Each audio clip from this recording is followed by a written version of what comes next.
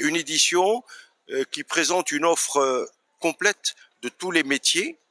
Et ça, c'est très important pour les visiteurs professionnels qui sont à la recherche de solutions, qui sont à la recherche aussi de réponses à leurs questionnements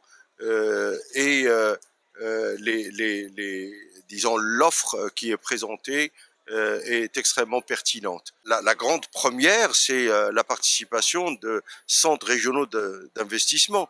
Nous avons mis les centres régionaux d'investissement à l'honneur.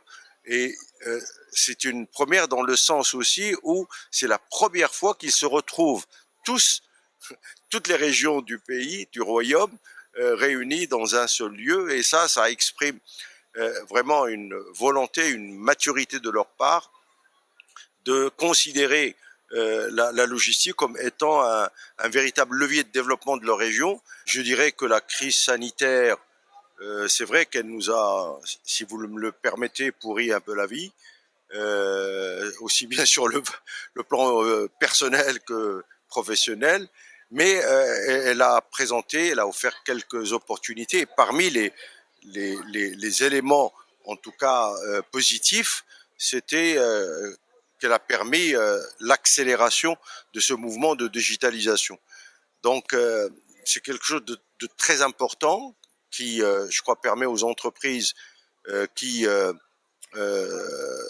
sont conscientes de ce que cela représente d'intégrer cette discipline. Par rapport à la thématique de cette année qui est liée à la digitalisation, Tangemed, c'est un sujet sur lequel il investit énormément.